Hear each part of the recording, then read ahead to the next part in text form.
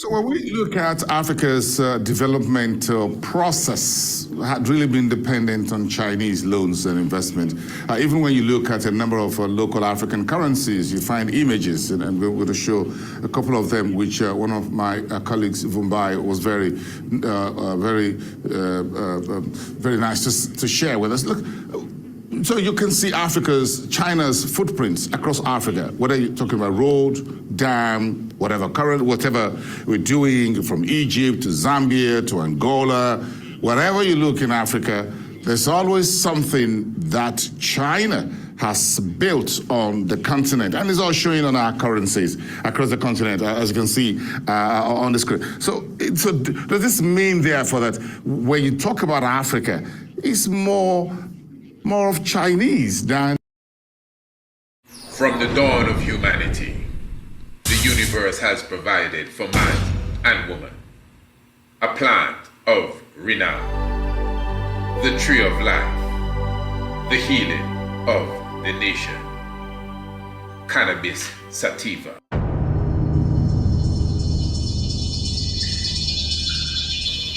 From ganja pollen found in the tomb of Ramesses II, to hemp fiber in the temple of Akhenaten, Confucius' canon of rites, the Rig Veda, and the writings of Zoroaster label cannabis as a sacred plant.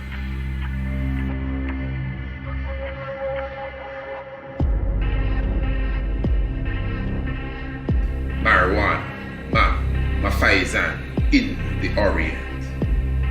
It is the spiritual plant of Rastafari.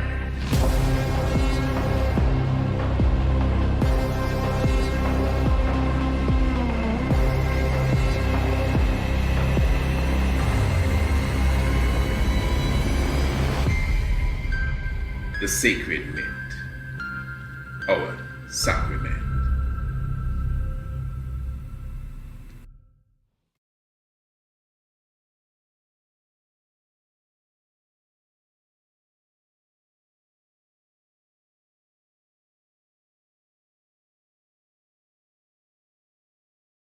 It's the Winter Solstice Extravaganza, a festival unlike any other in the world. Join us for 5 days and 5 nights in the Caribbean island of Antigua. Experience our beaches, our historic island tour, splendid accommodations, and our plant-based meals.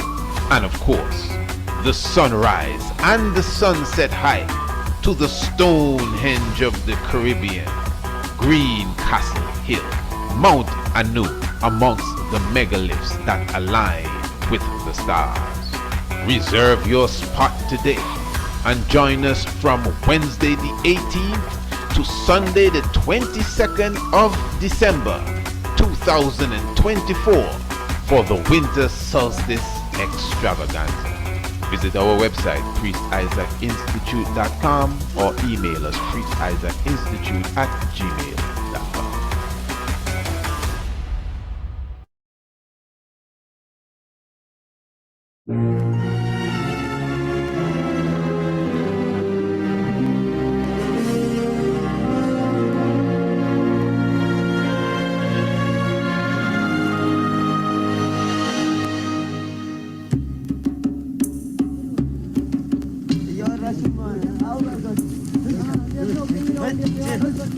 While churches rose to the sky in Europe, in 12th century Africa, they were being carved out of the ground. These Christian pilgrims in Ethiopia are on their way to worship at one of them. In these highlands, in the 12th century, Lalibela, a new king from a new dynasty, built a new holy capital.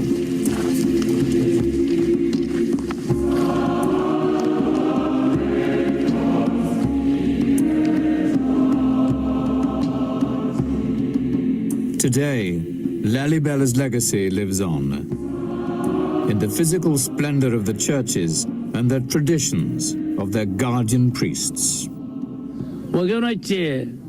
My blessed people and congregation, churches with no mud, no wood, and no cement. You cannot find anything like this in the rest of the world. You are all blessed because you are here. This place was built by God.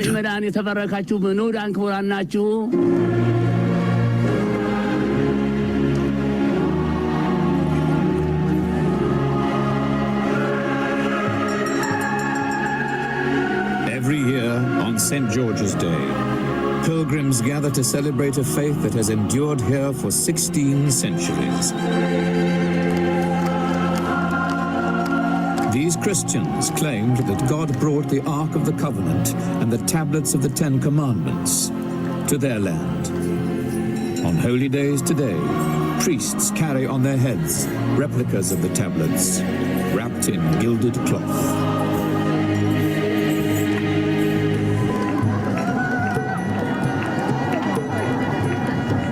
The people of Ethiopia have been carving churches out of mountains for more than 1,000 years.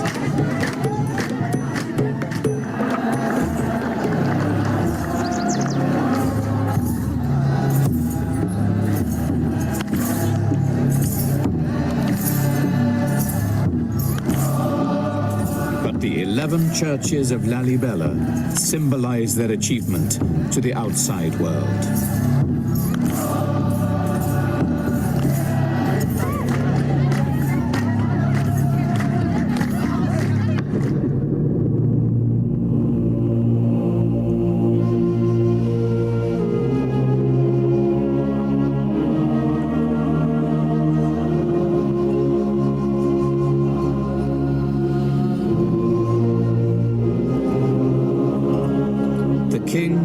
Become a legend, his story told by monks even today.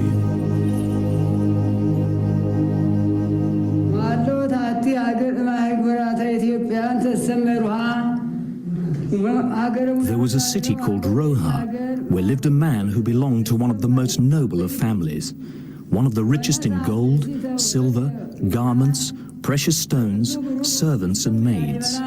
He had a child who became the mysteriously named Lalibela.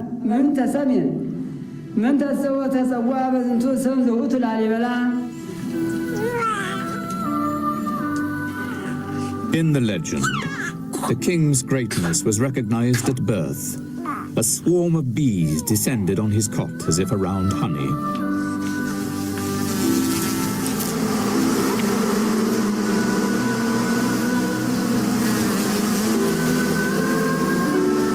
His mother named him Lalibela, which means the bee has recognized him as king. But these were not bodily bees, but angels who took bee form in order to announce his reign.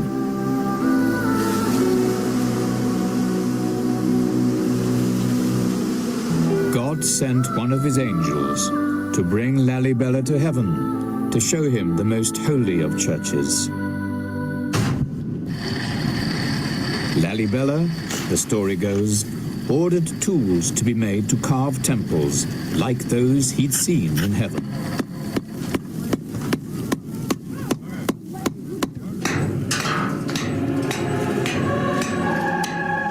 His craftsmen turned the wild mountainside into a new Jerusalem.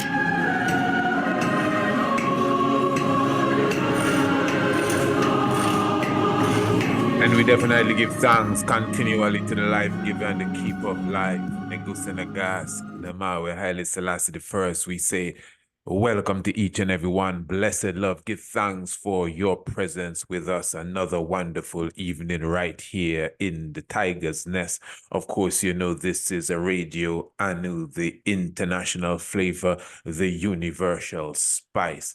Blessed love to each and every one. Welcome, Enku Tatesh. Yes, we are saying Happy New Year. Ethiopian New Year to each and every one officially. Yes, I know the previous program that we did, last night's program, we went already into the new year, but that was because previous night was the evening in the Western world of the 10th. You understand, the 10th, but I'm talking about now. Tonight is the evening of the 11th. Officially, I'm talking about the Ethiopian New Year, celebrating life, giving thanks for love, giving thanks for righteousness. Remember, this is a very special day, even in the cosmos. Remember, we're not dogmatic now. Ras Cypher Selassie sat with us about a strong or so ago, and he showed us that the cosmic has specific, I think he used the term niches, where you have several new years within a 365 cycle.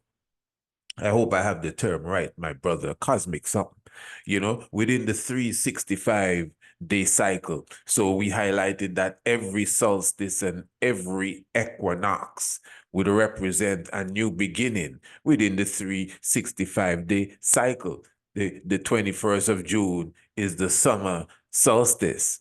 The 21st of March is what they call the vernal or the spring equinox. You're not going to have another one until 364, 365 days later. And then again, now, you also have the other science when it comes to, for example, the 3rd of January, which is the parahelion, when the sun is closest to the earth. You also have the 7th of February. He highlighted that. I think he referred to that as Emmanuel New Year. And then now the 11th of September, because we so religious, they have some brethren as Rastafari. I say, no, man, we don't deal with them Bobo New Year, 7th of February business. We don't know that. Ethiopian with it. Yeah. And then, of course, you do have, even amongst I and I, Shanti I, that will tell you clearly, well, Emmanuel teach us about the 7th of February, and Emmanuel never teach us, and Emmanuel never teach us that. Well, there are people that celebrate Emmanuel's birthday on the 31st of May, and I know Emmanuel never teach us that one. You understand? But the point is, man, we can't be narrow-minded. We can't act as if we're horses running with blinders on, or what you call it. Not is blinders you call it, where you can't look left nor right. You just can see only what's in front of you. No, you gotta have an open mind, Rastafari. Even the day you were born, that's the beginning of a new year. And it's gonna take a next year, solar cycle we're talking, to return back to you again. Then you have the lunar cycle, the lunar new year again. Everything has its steps. So we gotta understand the mystics. And the 11th of September now, that's where I'm going. The 11th of September, the first day of Meskarem, the 11th of September is the final date in the pyramid prophecy, specifically 2001. 2001. Yeah. The 11th of September. I already highlighted in the book, it's right here, the pyramid prophecy by Max Thought, wherein within that book it shows that the mystic of the pyramid and the symbolic date within it, everyone knows of the mathematics within the Great Pyramid, of course. The pyramid that, of course, was created by using or utilizing pi and utilizing epsilon and utilizing phi and sacred geometry and the so-called Fibonacci series of numbers, the golden spiral. That's the whole pyramid complex. But within it is the sacred dates, wherein you don't see the dates written on the wall, but there is a date on the wall, the 21st, day of March, 2171 BCE. And of course, when you measure from there, the cubic inch, you get specific days and specific dates at specific parts of the pyramid. For example, where you have the lower coming down, descending passage, meeting the ascending passage, you have the date that is said to align with the Exodus of Moses, according to theologians. You have in the pit the year 1914 AD, which is World War I in the pit. In the King's Chamber, you have 1914 too. Many great things happened that year, including Marcus Messiah Garvey and the UNIA. Of course, the Queen Chamber has 33 AD, the age of Christ. You understand? So the pyramid is filled with many, many dates at specific junctions. Those are just like the more the more outstanding ones. But the pyramid dating system, according to Max thought in the pyramid prophecy, comes to an end on the 11th of September 2001. And remember, I had that book before 2001. That is something that was known before the 11th of September attacks 2001. So you can understand that there's a spirit behind that. And when I say attack, I mean, I had several videos about what really happened on my YouTube channel, and they're not there anymore. I didn't take them down. You understand? They're not there anymore. So when I say attack, I understand what I'm talking about. Not who they said attack, In fact, that's a whole story by itself.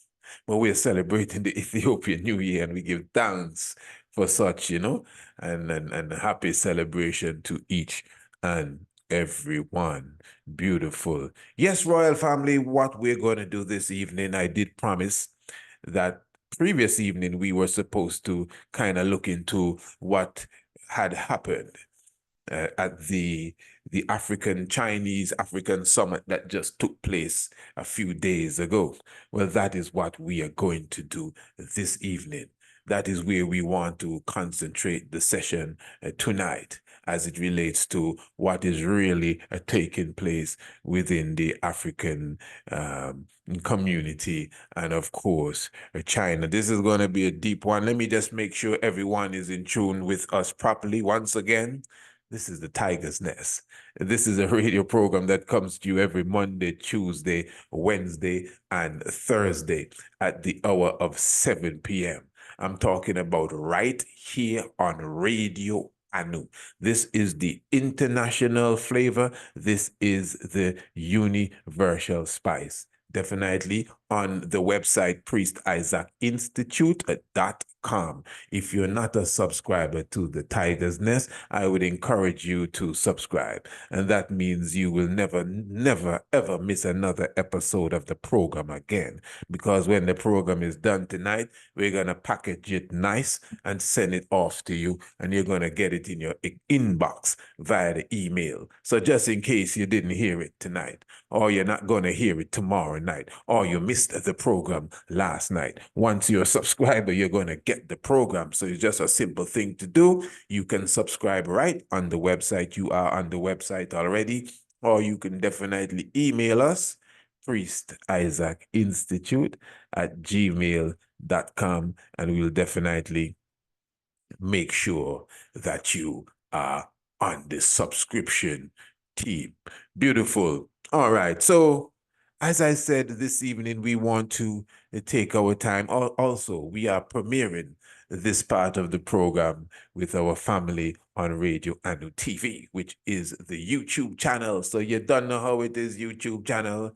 I am going to encourage you, when this presentation or this part of the program is sealed, just press the link in the description below and join us for the rest of the Tiger's Nest this evening. Of course, that is what you call revolutionary radio. Even, as it relates to certain aspects of even copyright family, you can't really just run up on them platforms here and play any old thing, So that is why you must support revolutionary radio. It's very important. You must support revolutionary media in general if you really want to get the news. I'm not talking about my stuff.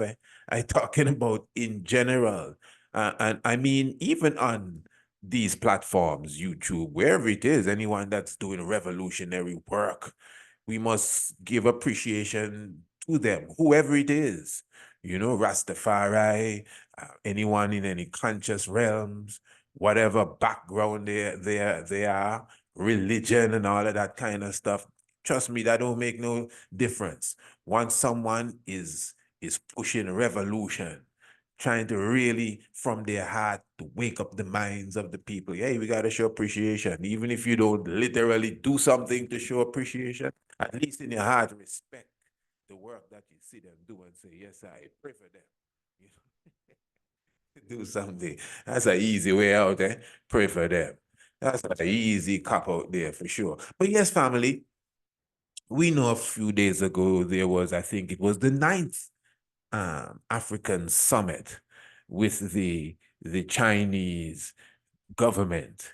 And of course, you know, the whole aspect really was the relationship between Africa and China, especially as it relates to the lending of money, basically. Now, in the mainstream news, you don't really get the sense as if anything is really wrong here. But economists that understand the reality of our time are saying that China is literally putting Africa into a debt trap.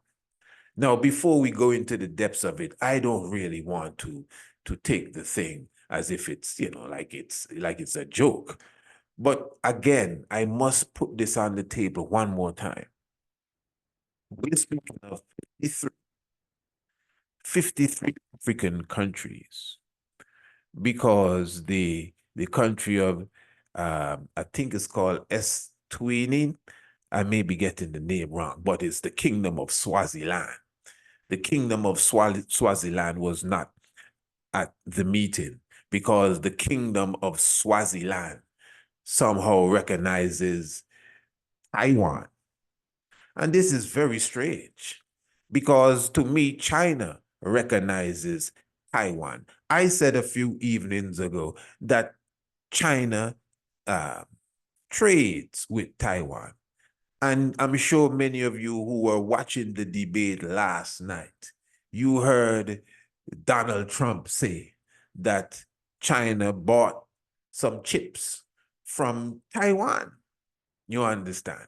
So that I'm just trying to show you, not that because Donald Trump says so, because of course the whole media is just talking about he and his lies. Well, trust me, his lies all around. Lies? I mean, all of them lying down. I don't know who is the true teller amongst the people them you talking about. Yeah. I'm not into the Hitler game. Believe me, don't put me in them kind of game there. I'm not a fan of Hitler, but I don't see Hitler worse than the King of England at that time or anybody else in them ranks.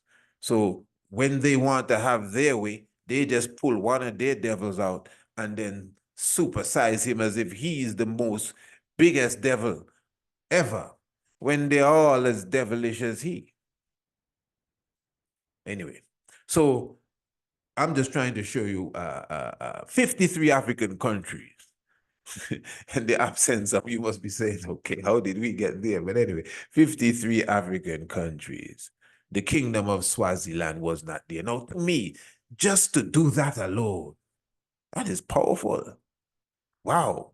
Every African leader left their country. Some of them don't leave their country, you know. Those warlords, them man in Sudan, always behind the gun. They were there.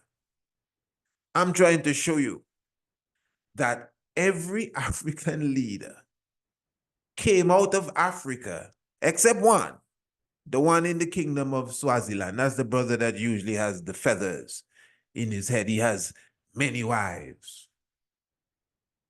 And they went to the Chinese capital for this forum to sit with President Xi, who pledged to give them, not to give them, but to indebt them $55 billion more, because they are already indebted to China. Now, Africa, you know, when you tell people you're African, people like to say, oh, Africa is not a country. Africa is a continent. What kind of African are you? You're Nigerian? You're Ghanaian? You're Ethiopian? What are you? And just to show you how ignorant they are, people who like to divide us. Africans sold Africans into slavery. You never ask them nothing about that, you know. All you asked them was, what's the ingredients to bake the vegan cake you've been talking about? But they're so enslaved that they're so happy they get a chance to see you. Oh, but you know, Africans sold Africans into slavery. Hey, So, so where did that come from? Yeah, they have people like that. It's as if they're just itching to be Negroes. So ones will quickly tell you, oh, well, Africa is not a country, you know, it's a continent. So what? You're Nigerian? What are you? You don't know. Take it easy. What's a Nigerian? A real Nigerian ain't no Nigerian. They'll tell you they're Igbo or they're something else, Hausa. They don't know what you're talking about with the Nigerian stuff. But the point is that Africa becomes one when we go to Beijing to visit President Xi. Family, we right here in the Tiger's Nest, we talk of geopolitics and what's taking place in Africa. Even the issue with Somalia and Somaliland, that was an issue that was hot on our talking point, and how Ethiopia is connected with that, especially now with the, you know, the leasing of the port. Well, what might be the leasing of the port? But remember, you came to the conversation and listening to this.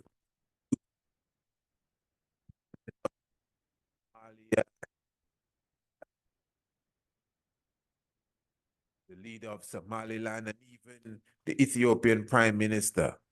Some of these brothers have an attitude where it's like, I don't need to sit and talk with him. You know, he needs to get the stuff correct and then come, and then we can move on. I have nothing to say to him. That's how they're talking. I have nothing to say to him. When I watch in the Chinese summit, all of them were there. Huh? People that have their troops on the borderline, ready for invasion, all of them were there. Egypt said that he's sending 10,000 troops down to Somalia. He already sent weapons and tanks and other stuff because Ethiopia put in a base in Somalia. And this is more than that. Forget about the dam. That is how effective the water flow to Egypt. It is a long time. He went to attack. He said so. That if you trouble Egyptian water, it's gonna be war. All of them were there. They had dinner together in China, Beijing, just the other day. I mean, President Xi must be the peacemaker.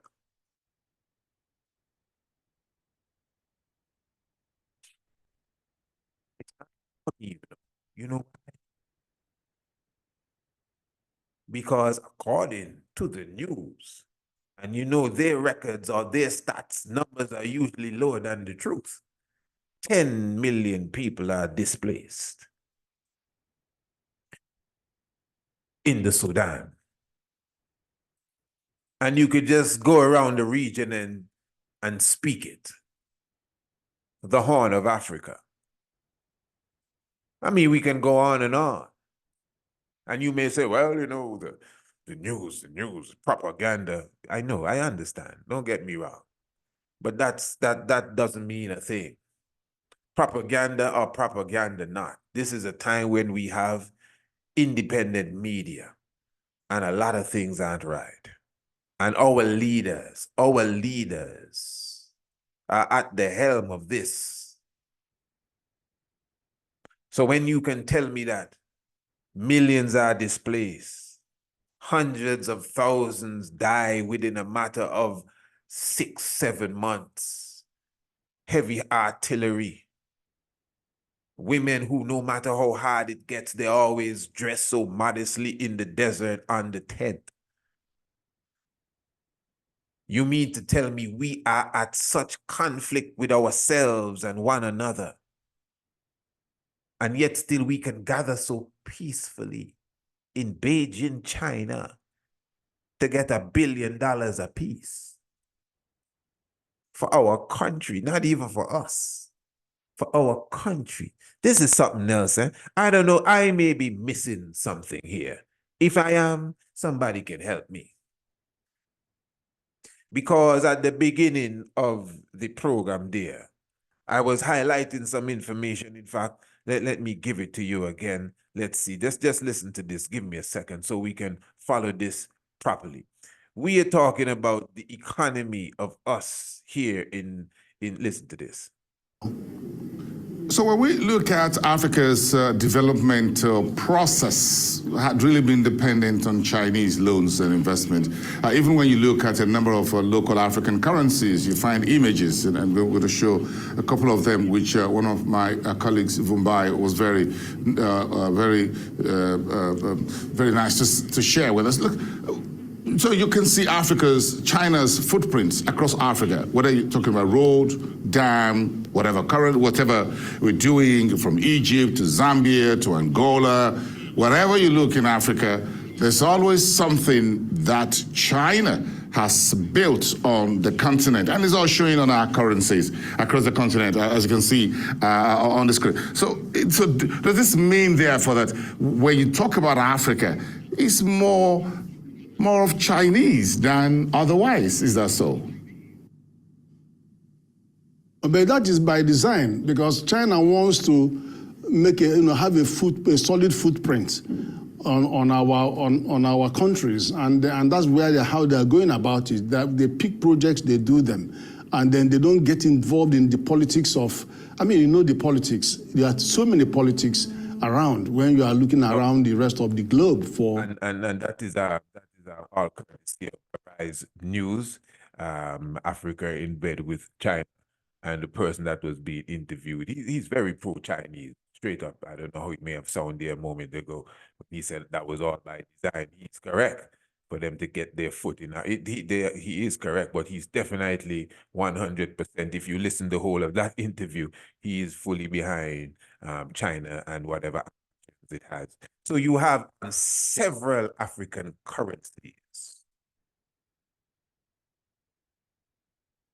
The different projects was being highlighted there that China would have sponsored. China sponsors projects too, all over the world. I mean, it's not an Africa thing alone. Eh?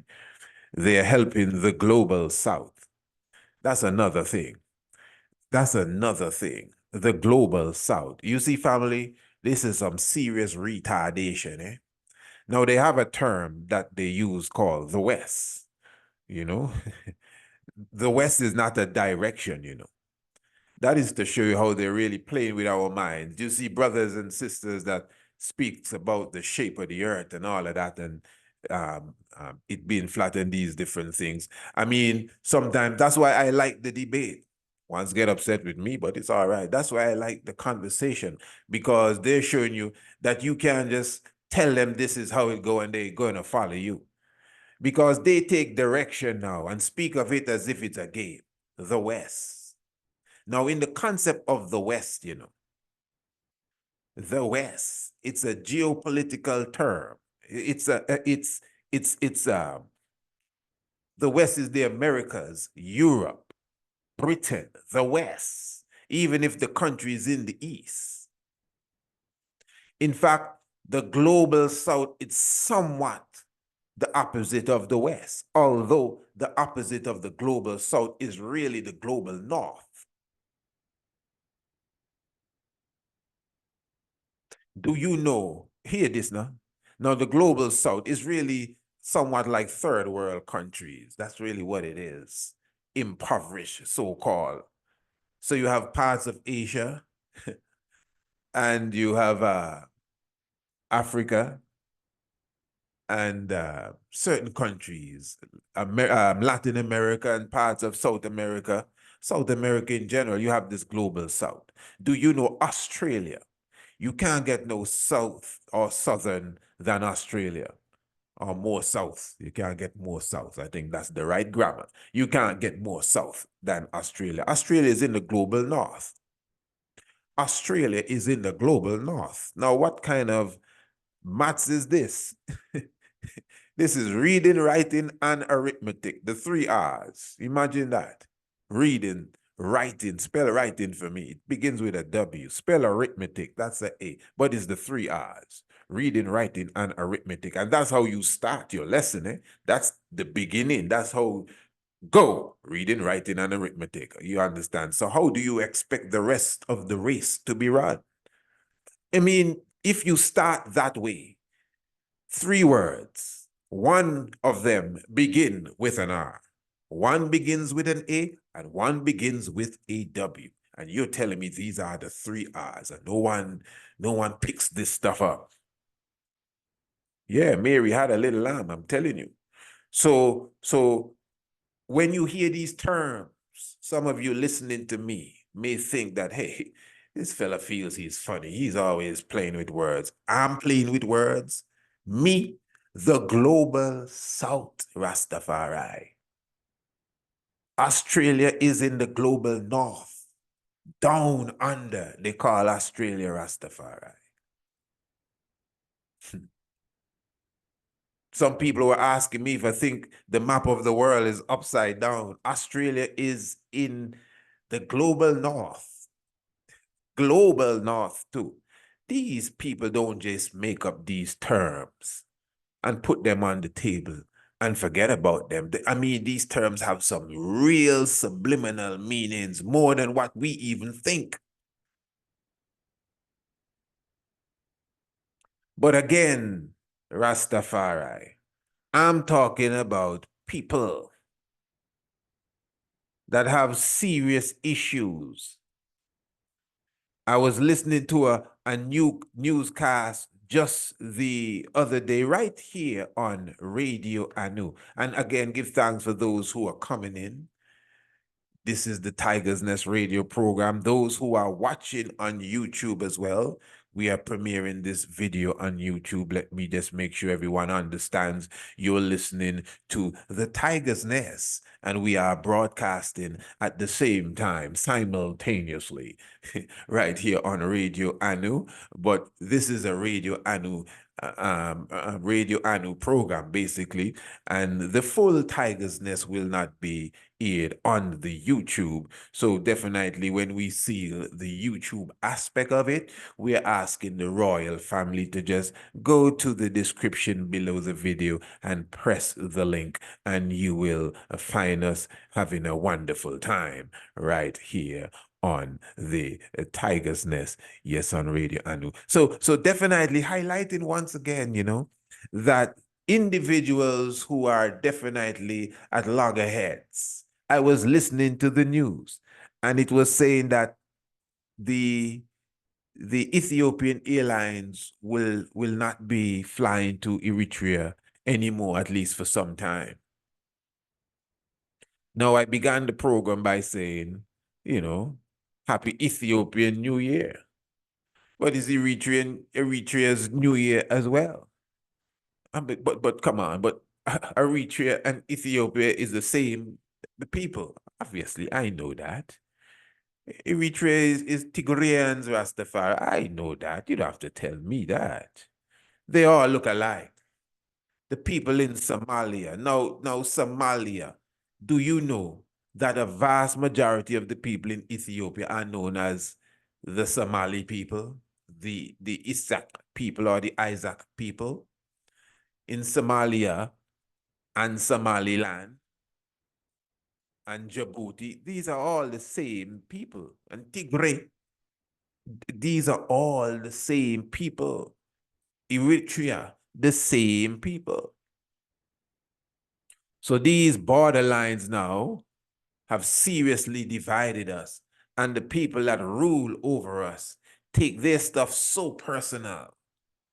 So now the Ethiopian, according to what the news was saying, the Ethiopian Airlines will be barred from going into Eritrea. That's how sour their situation has become. But they were in China the other day. I wonder what airplane the brother from Eritrea used to go there. That's another thing. But they were all together. How do they feel when they They look at one another and shake hands and sit at the dinner table. What kind of conversation they have? How they do that? And we have people at home in their military gear and camouflage, this, that, boots and helmets. People in the bush laid down with heavy artillery, haven't seen their family maybe for months, fighting on behalf of these leaders here. And I want to repeat, I'm not making light of this. No, I'm not making light of this at all. It's nice that they can all gather together. I'm not joking around here. I'm happy that they can all gather together. That's, that's a ray of hope for me. And they should have taken the opportunity to say, hey, Brother Shi, thank you for bringing us here. Brothers, let's take a moment to see if we can work out some peace amongst those of us who are not at peace. Because we came all here for $1 billion each. You have 53 African countries, Rasta, and you have $55 billion to give away. Oh, pardon me, to lend away. Yeah. And some of these brothers are already in high water when it comes to what they owe you. And that's the case with China, We have seen this. I think if it's not Uganda, one of these African countries would have actually lost the right to its airport because it could not pay off the loan. Now, just the fact that you have one episode of this, where a country would have lost the right to its port of entry,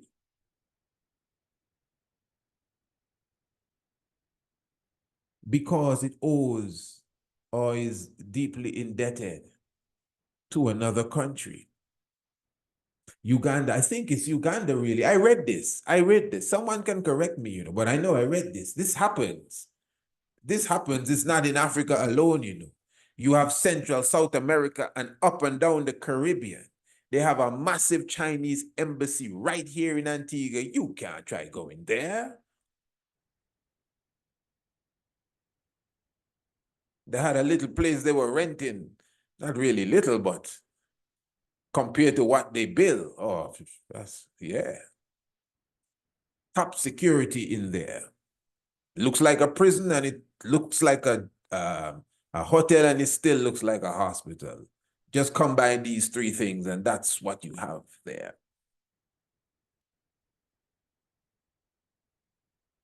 We all know, man, most of you listening understand that we're talking about real people that are at war.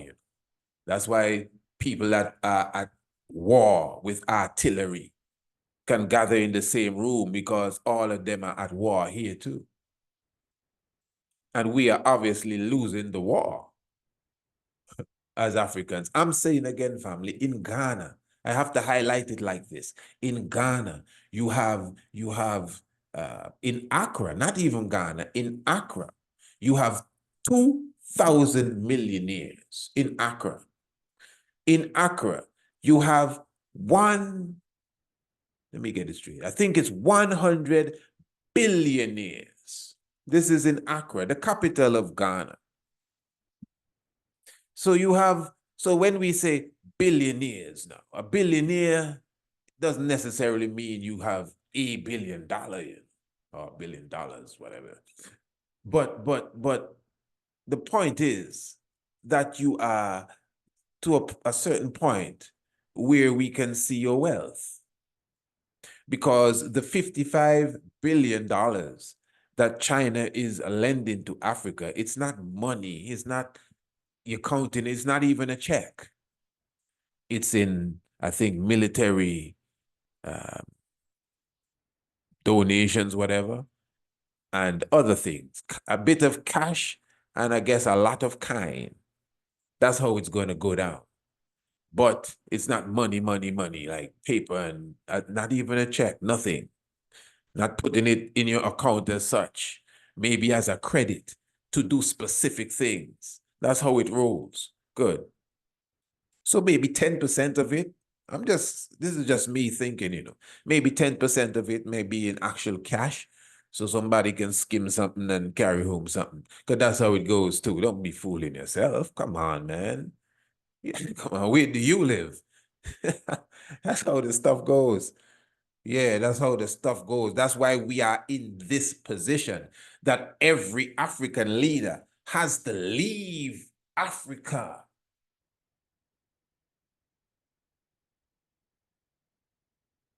And go to China to get $1 billion. And you may be saying, why is he keep saying to get $1 billion? Okay, good. I'm glad you're paying attention. Because you're giving us 55 billion, and you're not giving us really, you're lending us 55 billion.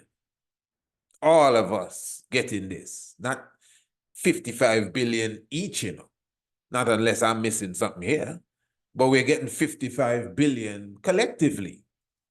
There are 53 of us. So I'm just rounding that off. Obviously, give or take. I'm just rounding that off to $1 billion per country. Good. I just showed you that Accra, which is the capital of Ghana, has 100 billionaires. All right. And 2,000 millionaires. Forget the billionaires. Amongst the 2,000 millionaires, I'm sure something could be done for us to get that same $1 billion in cash too.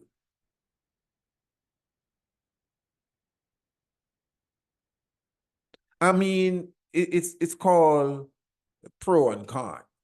It's called, let's weigh this stuff and balance it and see if it makes sense. Yes, it's nice we can go to China and have dinner with Xi. And hey, he's giving us $1 billion. Well, hey, why refuse it? But I mean, he could money transfer that Rasta. He could Western Union that $1 billion. Why we have to go and grandstand and make this public news for a whole week that he giving us $1 billion? Some of these African presidents that were up there with Mr. Xi are billionaires themselves.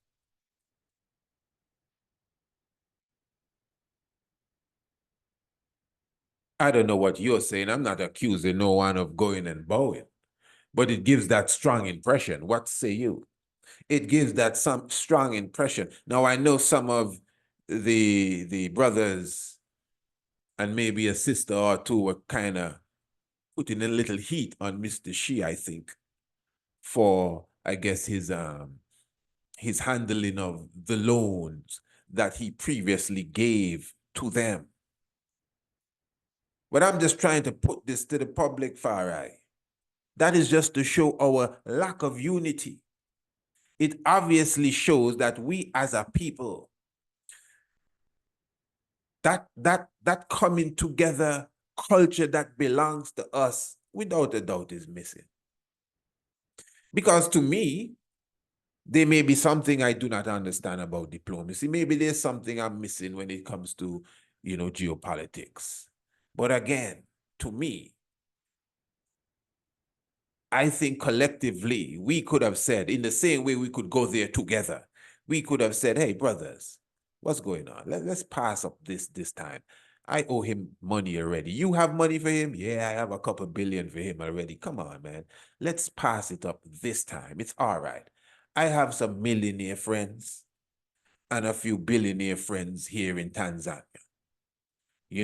Abi, you have some billionaire friends right there in Addis Ababa. You have some millionaire friends right there in Addis Ababa. And you have a couple billions yourself. Let's get together. You get your people together, raise some money, and see if you can raise $1 billion. I'm going to get my people together and see if we can raise $1 billion. And then I'm going to call my brother in Togo and the brother in Ivory Coast and ask them to get their millionaire friends and their billionaire friends, because all of Africa got billionaires. Don't make nobody fool you with this poverty. Which country is the poorest country in Africa? Which one? Congo? Congo full of billionaires. You don't see the size of Congo. You feel CNN and BBC with their little zoom camera can show you all of what's going on. Every country has its Beverly Hills in a man, and overlooking the harbor and the lakes and the rivers, and mansions and electric gates. Don't make them fool you all in Haiti. Don't make nobody fool you. So everywhere have their millionaires and their billionaires. So I'm trying to figure out why every African leader had to get up out of their seat to go to China together as a group. People that at war with each other together to get $1 billion each as a loan, not a gift, as a loan. If we get that from amongst our people, no one would have, that's not a loan, that's us coming together to help ourselves. To me, this reminds me of when Laura Trevelyan went down to Grenada to give them $100,000 for reparation. And that's headline news. People from Reparation Commission go and sit down in that crowd talking about this is good news. Not $100,000. I think it was 100,000 pounds. Pardon me, 100,000 pounds. But I mean, come on, child. And even if it was $1 million, I would still be very critical. $100,000, Ras. They have over 100,000 people in Grenada. That's $1 per person. As I would have said, and I don't want to sound like if I'm just this grand gloom and doom party pooper, you know, and trying to get in the way of progress. But I know that trip alone that Miss Trevelyan took with her family, about 5 or 6 of them, that trip, whether they took private jet or commercial flights, plus their accommodation and food and everything else that went into that move, would have come to the same $100,000 or pounds. And at the time when everything was taking place, the big grandstanding and everything, it was a promise she was making when BBC gives her whatever they owe to her for her years of service. Laura Trevelyan, the BBC, former BBC reporter. You know what I'm talking about, don't you? Listen, if you this is why I told you, you got to subscribe to the Tiger's Nest. You can't be missing the Tiger's Nest, these episodes. That's why sometimes you hear me going, bam, bam. I just jump on a point and jump off, and you may be saying, but he didn't stay too long on the point, because we would have done a whole program on that point, maybe 2 or 3 weeks ago. So for me to do over the program when it's just a stepping stone to a next point. So you must understand. So I'm just bringing up the Laura Trevelyan stuff to show you the same sort of balance, how I look at things from a common sense perspective. She's considered, this is Miss Trevelyan, she's considered to be an, I think it's aristocrat was the term. I think that was the term they used for her. Yes, an aristocrat. That means she have a lot of cheese. She was working for the BBC. She retired. They have some cheese for her too. I don't know how much they have. I don't know what she's worth. I mean, come on, man. I'm not following her on any social network. But she said that her great-great-grandpappy, or whoever it was, owned about 1,000 or so slaves in Grenada. And that's how their family got their wealth. And she's sorry for that. And she's going to give them reparations, and it's going to be 100,000 pounds. And if I'm not mistaken, she would have already stipulated what you're supposed to do with the money. This is another thing. So you have to go and build some sort of clinic to go and research communicable diseases. Yeah, some university did that to us. I can't remember which one it was. I think it's Oxford. Their reparation was some sort of clinic they're going to build in the Caribbean so that we can research communicable diseases. Ras, we don't need to research no communicable diseases. You know how you research communicable diseases? Go in some of them supermarket and look on the shelf. White sugar and white pasta and what that's your communicable diseases there. You don't need no more research. You mean to tell me you come and kidnap my parents from Africa? Throw us in the bottom of them ships there. We didn't see the sun for days, vomit and puke and anything. My sister and my auntie both had children down there. My sister's son lived to see the Western world and he grew up as a slave on the plantation. Ripped away from his mother at the age of 3 because that's how they did it. And now that we are so-called independent and we're talking about reparation, here you come to tell me about $1 per person? No, this is some serious stuff. Now you're going to tell me that 1,000 pounds to the people of Grenada for all the hardship that they would have suffered. To me, that just doesn't make any sense, especially since you are an aristocrat. I mean, the whole world's media is following behind of the story. And we sing the anthem for you. We come and drum for you. We come and say poetry for you. And then you're going to come and tell us, well, this is what you're supposed to do with the money. Now you want us to build clinic so we can research the diseases that we got from you. Hey, family, this is the Tiger's Nest, eh? This is not Sesame Street. I don't know. This is why we talk about revolutionary radio here. Talk about speaking your mind. So I somewhat equate this to what's happening in Africa. Of course, I'm not in the way of progress. I would never tell you I wouldn't take no money from China to do any project. But obviously that has to have deep understanding, and this is why I'm being very humble here. You know, sometimes you don't know the heat unless you're in the fire. So I'm being very humble.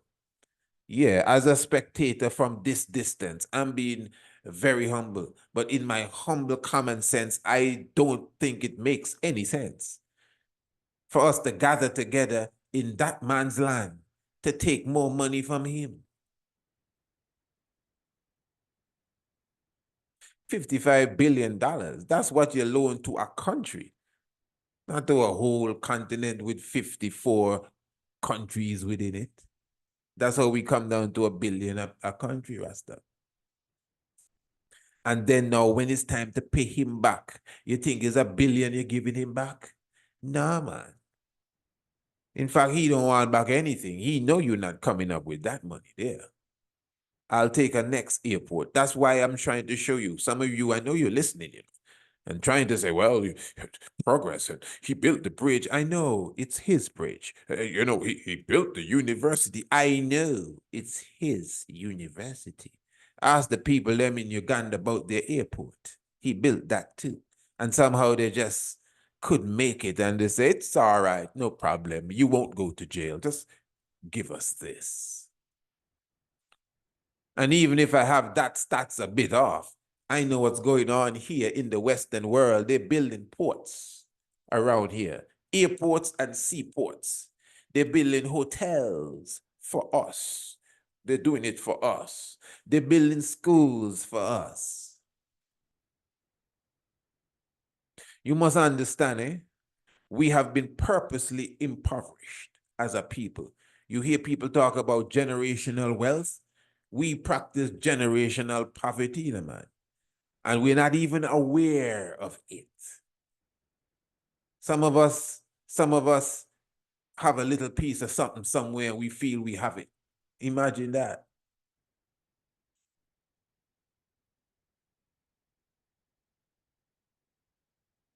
This may sound insulting, but in the Caribbean islands, Black people in them islands here, Antigua, St. Kitts, St. Lucia, Dominica,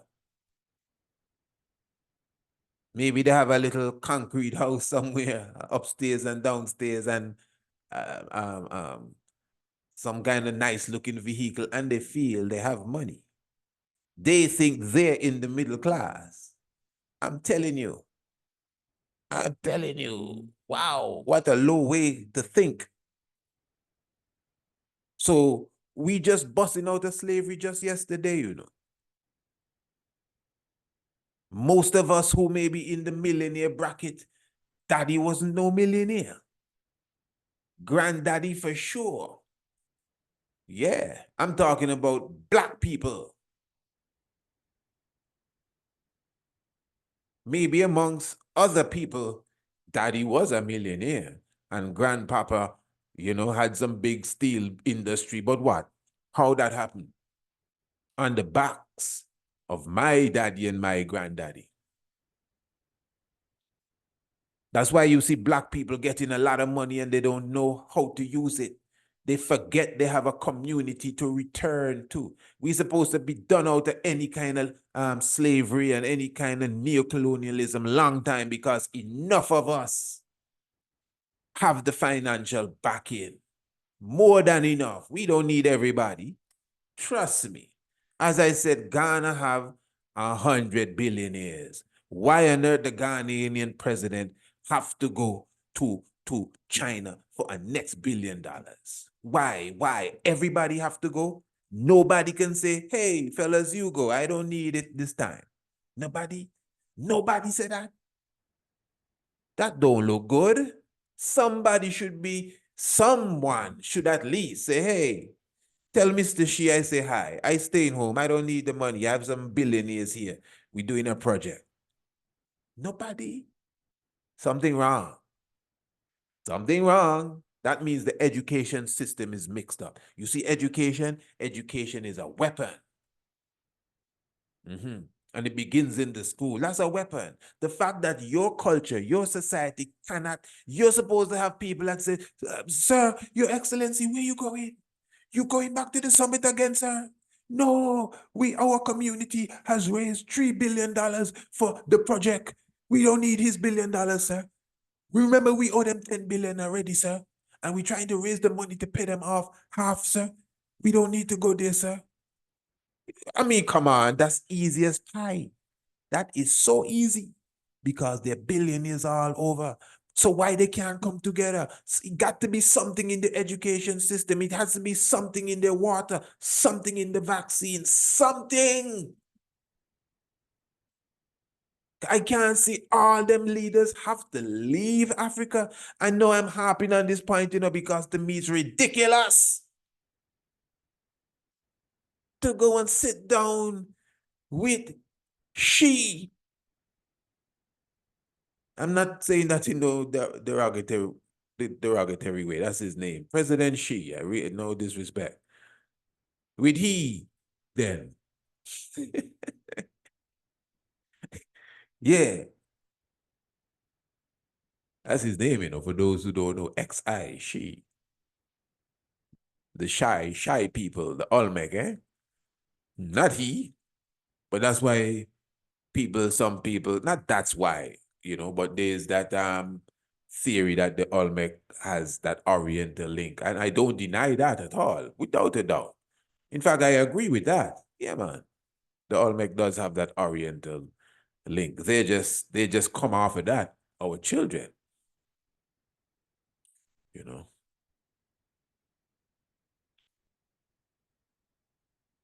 Hey, Royal Family, give thanks for your presence with us, eh?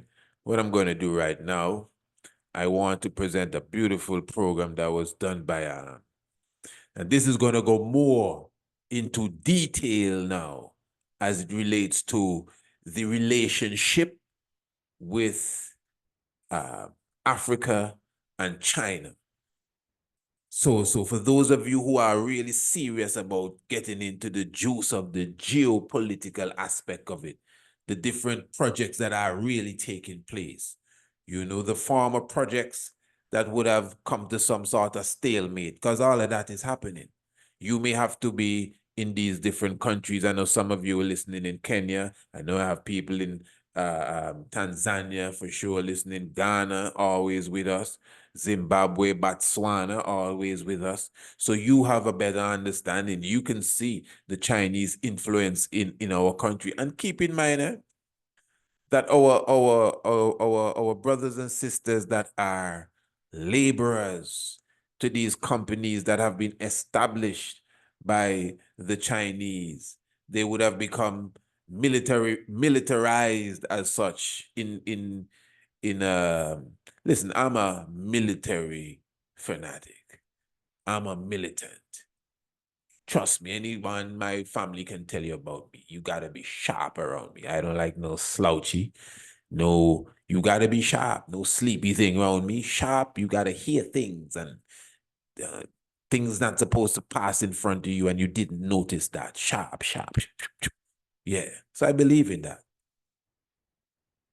But when you get a sneak preview into these factories, these phone factories, the leather factories, because they're in Ethiopia making shoes right now. They're in Ethiopia making coffee right now. Yeah, that's the Chinese. And they don't deal with their workers to the best. And I'm not talking about Chinese workers, because you got to understand, remember, China has cheap labor. So does Africa. It's just reality. And they are taking advantage of that. And they're not dealing with their labor to the best. They don't even deal with their own people very well. There's a fella around here that burnt down a Chinese fella right here. They had a Chinese supermarket right here in Antigua. And the Chinese, one of their workers, a Chinese, he burned down the supermarket. He's in prison right now. And he prefers to stay in prison than to go back to China. He said if he go back to China, he says so, they will kill him. Yeah, anyway. Yes, family, give thanks continually. So let me get that, cue that document up. Now, this is very interesting, This is going to really give you a good understanding of exactly what is taking place and why we have to be very vigilant when it comes to the future of Africa. For those of you who are really Pan-Africanists. Now, I know a lot of people, Pan-Africanism and die and all of that stuff. But let's be real. How many of you are really Pan-Africanists, All right, now let's take a look at this. This is entitled, What China's Economic Woes Means for African Debt. So China has economic woes. What does it mean for African debt? And before I go into this, let me also say, let's go into this and then we speak about that. Okay, before I go into that, let me say, family, we're going to seal up the program on YouTube right now. So remember, the link is in the description below. All you have to do is go into the description below and press the link, and it will take you straight to Radio Anu, Priest Isaac Institute.com. All right, let's listen to this. Bloomberg Audio Studios. Podcasts, radio, news. The 21st century has seen China investing big in Africa. Lending skyrocketed from $138 million in 2000 to a high of $28 billion in 2016. But African leaders in Beijing this week find China with a much smaller checkbook than before. At the end of the day, China has been that guy around the corner with, a bouquet of flowers to Africa, the US, Europe and the UK have time and time again said, be careful of the flowers you see out of the window. They have thorns on them. The Belt and Road Initiative saw China going big on loan-led diplomacy. But a changing economic situation in Africa and at home means now China wants to know what it's getting back from the continent. You hear that? the changing climate. China wants to know, what am I getting back from the continent? And it already getting, So differently than what it has been taking already, now it wants to know what it is getting back. All right, let's continue. Family, press the link in the description below and join us for the rest of this program here on Radio Anu. This one is going to be serious. All right, let's continue to listen.